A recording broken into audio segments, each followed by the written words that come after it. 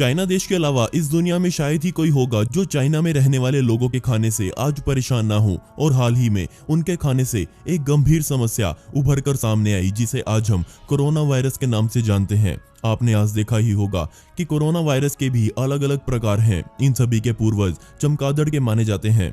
ये माना गया है कि इससे ग्रस्त एक चमगादड़ को सांप ने खाया और चाइना में रहने वालों ने उस सांप को ही खा लिया और कुछ इस तरह से ये वायरस फैला। हालांकि अभी तक कुछ भी पक्का नहीं कहा जा सकता कि ये वायरस सबसे पहले इंसानों में कैसे आया। लेकिन कुछ भी हो, चाइना के लोगों की खाने की प्लेट देखकर आप भी हैरान हो जाएंगे। और आज मैं आपको उसी प्लेट में शामिल होने वाले पकवानों के बारे में बताने वाला हूं, जिनको देखने के बाद आपका हैरान होना बनता है। सबसे पहले खाने के बारे में जानकर आपका मूड थोड़ा खराब हो सकता है। चाइना के ग्वांगडोंग प्रोविंस में इस खाने को बड़े चाव से खाया जाता है। इनको स्नेक सूप के नाम से जाना जाता है। इसमें सबसे पहले सांप को उबले हुए पानी से धोया जाता है। इसके बाद ऊपर से नीचे तक उसे काटा जाता है। अगर आप ध्यान से देखें तो आप ये पाएंगे कि ये सांप इतने अत्याचार सहने के बाद भी हिलडुल रहा है। मैं कभी नॉनवेज नहीं खाता और मुझे लग रहा है कि अगर आप ऐसा कोई खाना खाते हैं तो आप भी अब छोड़ देंगे। एक समय पर चाइना के लोगों द्वारा स्नेक सूप को शाहीपन की निशानी समझा जाता था, जिसे सिर्फ अमीर लोग ही खा सकते थे। लेकिन समय बीतने के साथ ही इसे हर कोई खाने लगा। वहां के लोग इसे दवाई के रूप में भी खाते हैं, क्योंकि उनको लगता है कि इससे ऑर्थराइटिस जैसी बीमारी ठीक हो जाती है। लेकिन मुझे यहाँ लगता है कि कोरोना वायरस जैसी जानलेवा शक्ति को अपने शरीर में डालने का ये सबसे आसान तरीका है। सांप का ये खाना तो आपको घर की रसोई या होटल्स में मिलेगा, लेकिन अब मैं आपको वहां के चौराहे पर मिलने वाले खाने के बारे में बता देता हूं। मैं बात कर रहा हूं शेंज़ेन शहर की। सबसे पहले इस अजीब से काले काले टोफूड को देखिए। ये माना जाता है कि ये बदसूरत खाना सड़े हुए कूड़े से बनाया जाता है। कोई कैसे कूड़े को इतनी आसानी से खा सकता है? लेकिन हम ये भूल रहे हैं कि चाइना के लोगों ने अजीब चीजों को खाने में महारत पा रखी है। अब जरा इसे देखिए, कैसे अलग अलग तरह का सी फूड जिसमें अजीब तरह के जानवर शामिल हैं, जैसे कान खजूरा, टिड्डे, मकड़ी, कुछ अजीब कीड़े और हाँ, बिच्छू तक भी इसमें आपको देखने को मिल जाएंगे।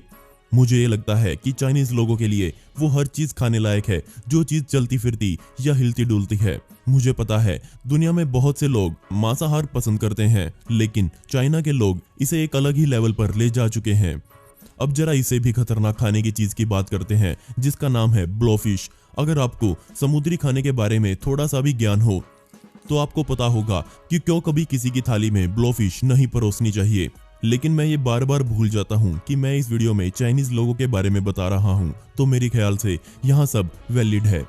चलिए अब मैं आपको बता देता हूँ कि ब्लोफिश इस दुनिया के सबसे जहरीले जानवरों में गिनी जाती है। इनके शरीर में टेट्रोडोटॉक्सिन जहर अटूट मात्रा में मौजूद होता है। ये इतना शक्तिशाली होता है कि अपने एक बार के वार में ही 30 लोगों की जान बहुत आराम से ले सकता है। कमाल की बात यह है कि इस जहर की एंटीडोट यानी कि इस जहर का तोड़ आज तक इस दुनिया में कहीं नहीं बनाया गया है। तो अब आप पूछेंगे कि लोग फिर भी इसे कैसे खा सकते हैं? तो ये सवाल आपका बिल्कुल जायज है। बेशक इस मछली से सारा जहर निकालकर इसे खाया जाता है और इस जहर निकालने के काम को दुनिया में गिने चुने शेफ्स ही अंजाम दे सकते हैं। इन लोगों को सालों का तजुर्बा होता है इस मछली के शरीर से जहर निकालने का। मतलब जो लोग इस डिश को खाते हैं उनको अपने शेफ पर भरोसा होता है कि वो उनकी जान नहीं लेगा। कमाल की बात यह है कि कुछ शेफ थोड़ा बहुत जहर इसमें जानबूझकर छोड़ते हैं। वो मानते हैं कि इससे स्वाद और बढ़ जाता है। दोस्तों, अभी तक की जिंदगी में आपने कभी ना कभी ये जरूर सुना होगा कि मगरमच्छ ऐसे जानवर हैं जो इंसानों को कच्चा चबा सकते हैं। इनके दांत जब किसी चीज को दबाते हैं तो ये माना जाता है कि उसका बच पाना अब नामुमकिन है। लेकिन चाइनीज लोग पूरी दुनिया का बदला मगरमच्छ से ले रहे हैं। वो कैसे, आप खुद ही देखिए। अगर आपको चाइना में कभी भूख लगी है तो सबसे पहली लिस्ट में मगरमच्छ को खाने का नाम दिया जाएगा।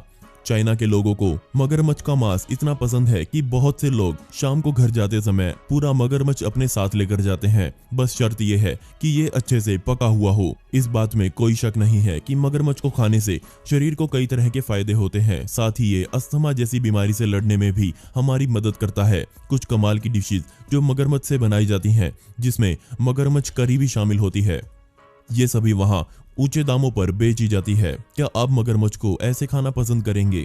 मुझे जरूर बताएं।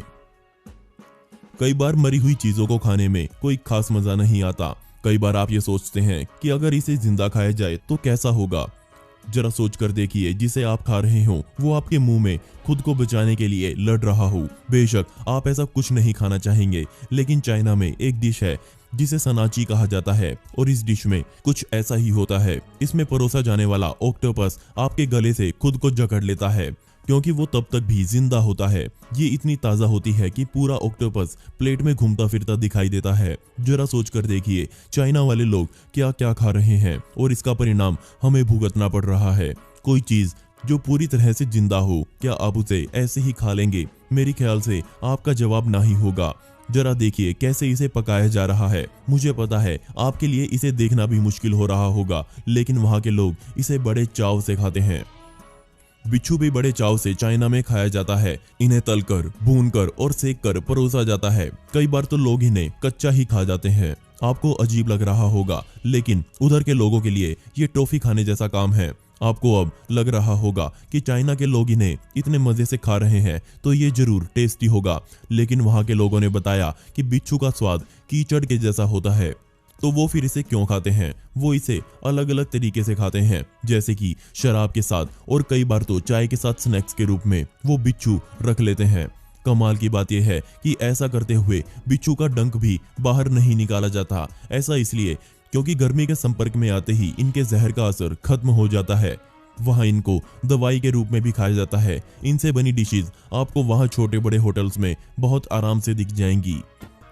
दोस्तों, आपको इनमें से सबसे अजीब खाना कौन सा लगा? मुझे नीचे कमेंट सेक्शन में जरूर बताइएगा। और इस वीडियो का पार्ट 2 चाहिए हो तो कमेंट में पार्ट 2 जरूर लिखें।